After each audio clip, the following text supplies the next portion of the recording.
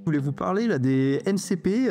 En fait, c'est un standard en fait qui facilite l'intégration d'agents en fait IA dans des LLM. Les agents, on en a déjà un petit peu parlé sur la chaîne. Bon, j'imagine que la plupart d'entre vous, vous avez peut-être déjà touché. Pour en un petit récap, en fait, ça permet tout simplement dans le flux d'exécution d'un LLM, de pouvoir faire appel à des services extérieurs. C'est l'IA qui va juger en fait quel service en fonction des agents auxquels vous êtes abonné, en fait, il va faire appel et du coup, il va pouvoir comme ça récupérer des données ou faire des actions en fait sur différents services. Donc le problème de ça, c'est qu'en fait, vous allez avoir en gros, chaque LLM en fait a essayé de s'interfacer d'une certaine manière avec différents services. L'idée, c'était de faire un standard. Donc c'est là où en fait il y a Anthropic qui a piloté en fait un standard qui s'appelle MCP, donc pour modèle contexte protocole, et qui permet tout simplement d'expliquer de manière standardisée comment un LLM échange avec un service. Ça a permis finalement de pouvoir avoir un tas de services qui n'avaient pas leurs agents derrière, où il y a de la communauté, comme c'est open source en fait, où des sociétés ont pu développer finalement des petits MCP sur tel ou tel service qui s'interfaçaient avec une API. Donc, par exemple, je peux donner l'exemple de Slack. Vous avez un petit MCP développé qui va s'interfacer avec Slack et qui va pouvoir lister en fait, les différentes actions qui vont pouvoir être actionnées par un LLM. Donc, par exemple, créer un message sur Slack, créer un channel, prendre des infos d'un user, voilà, plein d'actions différentes. Et donc là, l'idée, c'est que le LLM va pouvoir voir les différentes actions possibles et va pouvoir choisir du coup l'action qui pourrait correspondre au mieux au prompt qui a été demandé. Et donc c'est comme ça que voilà, il y a plein de MCP qui sont arrivés voilà, sur un tas de services où ça va en fait de la connexion avec Gmail, avec Discord, avec Stripe, enfin voilà, avec plein de services différents. Donc c'est ça l'avantage du MCP, c'est finalement de pouvoir faire appel à la communauté pour connecter toutes ces interfaces en fait qui permettent finalement voilà, d'échanger entre un LLM et des services. Et donc au début c'est poussé par Claude, enfin par Anthropic.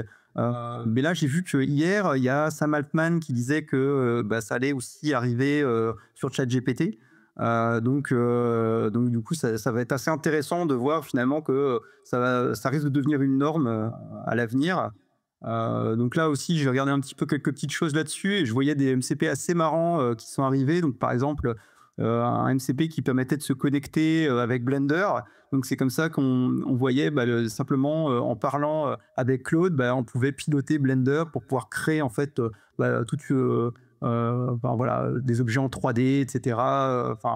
Pilotés par l'IA. Donc je trouvais ça assez fun. Toi, j'ai su que tu avais testé aussi le MCP Ableton pour créer de la musique avec Ableton assisté par IA. Donc voilà, j'ai compris que c'était pas encore parfait, mais du coup, c'est marrant de pouvoir le faire.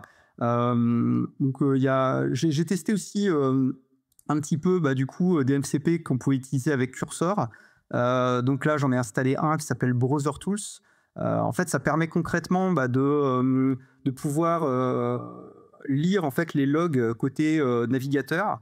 Donc c'est intéressant parce qu'il avait déjà les logs finalement sur la partie back-end. Et là maintenant, il a aussi la possibilité d'accéder aux logs voilà, côté front-end. Et donc pour du debug, ça peut être assez intéressant.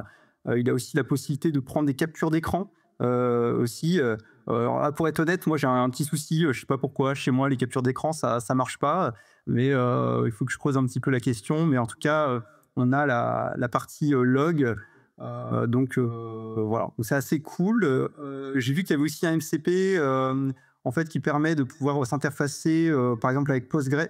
Donc nous, c'est ce qu'on utilise en interne sur nos applis et j'imagine que ça peut être très sympa pour des debugs un peu compliqués qui dépendent de la base de données, qui puisse lui-même en fait pouvoir effectuer la requête, voir à la fin que le problème il vient de telle contrainte sur la base de données et du coup expliquer pourquoi il y a un problème d'affichage. Je pense qu'on peut gagner pas mal de temps à l'avenir bah, plus l'IA connaît le contexte, plus ça peut aider les choses. Voilà. Après, il y a des petites choses donc, euh, peut-être à nuancer, c'est-à-dire que ça prend un peu de temps. Donc moi, je suis pas en mode YOLO ou en mode auto-run. Donc en fait, c'est-à-dire qu'en fait, je vais pas, je préfère valider encore à la main. Est-ce que j'ai envie qu'il exécute telle ou telle commande? Et c'est vrai que ça prend un petit peu de temps. Donc à voir des fois. Est-ce que ça fait gagner vraiment du temps? Est-ce que j'aurais pas pu moi-même copier l'erreur dans le log du navigateur pour le donner à l'IA? Voilà, à voir ce que ça donne demain. Je vois aussi qu'il y a pas mal en fait de, de sites qui listent des MCP, qui demandent des fois à ce qu'on colle la clé des API pour générer la petite commande qui va installer le MCP. Voilà, ça me fait un peu peur au niveau sécurité. Je ne sais pas trop quelle est la raison pourquoi ils ont besoin de la clé.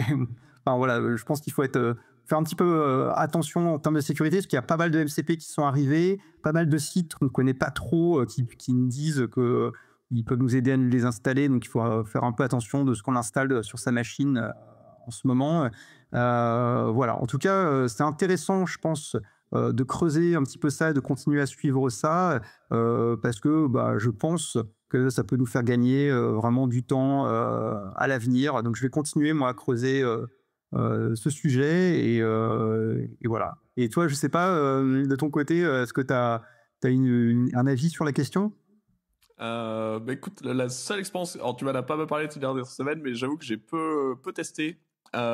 Effectivement, je me suis amusé à l'installer pour Ableton, parce que ma passion du moment, c'est de générer de la musique en Haskell avec T-Cycle et du coup d'envoyer du MIDI sur mon synthé que je renvoie sur Ableton. Chacun ses passions. Et du coup, j'ai testé de mettre le FSMP à Ableton. Alors c'est marrant d'avoir Ableton qui est un peu un pilote automatique où du coup j'ai dit crée-moi un petit morceau style années 80 par exemple, un truc comme ça. Et donc c'est rigolo de voir Ableton où il y a une track qui se crée, une deuxième, puis il met un instrument, puis il en met un deuxième. Euh, le résultat c'est que c'était très long, c'est qu'il fait vraiment chaque étape de manière décomposée et je pense qu'à chaque fois il doit faire au moins un appel si c'est pas plusieurs à Claude sur chaque étape. Et donc faut être patient. Et j'ai pas fait encore je sais pas bien est-ce qu'il a la main sur vraiment tous les paramètres ou est-ce que c'est un nombre de features restreints auquel je sais pas, est-ce qu'il peut paramétrer tous les paramètres d'un synthé ou est-ce qu'il a juste un truc partiel, ça je sais pas. Et un peu comme toi, je vois que sur Browser Tools, bah, en fait, autant quand t'as un problème serveur, bah, en fait, dans l'interface, tu les mets directement dans ton prompt et ça part. Et donc, en fait, il fait un seul appel et le retour est assez rapide. Autant en Browser Tools, il faut que tu te dises, va les chercher. Et en fait, il faut il récupère sa liste des outils, si j'ai bien compris, qu'il voit qu'il peut appeler les trucs, ça refait un appel. Et en fait, bah, ta réponse, elle arrive 5 minutes après. Enfin, pas 5 minutes, mais genre quelques secondes plus tard que si tu l'avais copié-collé. Et je me demande si ça se résout pas mieux dans ce cas-là avec un truc d'interface où ce serait une extension qui te les copie-colle dans Cursor plutôt que ce soit un outil qui aille ou je sais pas, qui retienne une fois pour toutes les outils auxquels tu as besoin. Je sais pas, ça manque un peu d'un truc comme ça, j'ai l'impression. Je sais pas ce que t'en penses. Et je vois aussi enfin je vois que ni toi ni moi, pour l'instant, on utilise l'MCP en local pour un usage hors Cursor, parce qu'à la base, ça a été fait pour ça, c'était pour l'intégrer à Claude. Voilà, on a parlé de l'usage principal dans Cursor, mais j'arrive pas à trouver un usage où ça marche bien encore, donc je suis curieux de voir s'il y a des gens qui nous écoutent qui ont des usages trop bien, mais je vois pas l'intérêt de laisser l'accès à mon client mail par exemple pour qu'il poste les mails à ma place, ça fait pas gagner un temps fou, et j'ai un peu peur qu'il fasse une bêtise, et du coup le gain me paraît pas optimal, je vois pas des séquences de trucs qui me paraissent bien, et j'ai pas envie de laisser la main. Pareil surtout, c'est que tous les trucs en écriture, ça me fait un peu flipper. Et du coup, j'ai bien envie d'avoir un oui-non de ma part avant que ça parte. Et je sais pas trop si on a la granularité là-dessus encore. Donc, bonne idée. J'attends de voir comment ça évolue. Ouais, je suis un peu comme toi. Je pense que bah, il faut séparer je pense quand tu fais appel à un assistant IA et que tu as des agents qui vont s'exécuter et tu vas pouvoir, toi, valider l'exécution de ces différents agents Donc voilà. Et puis s'il a oublié ou s'il n'a pas exécuté l'agent que tu voulais, tu peux lui reposer la question ou reformuler le prompt et peut-être qu'il va le faire dans une deuxième itération.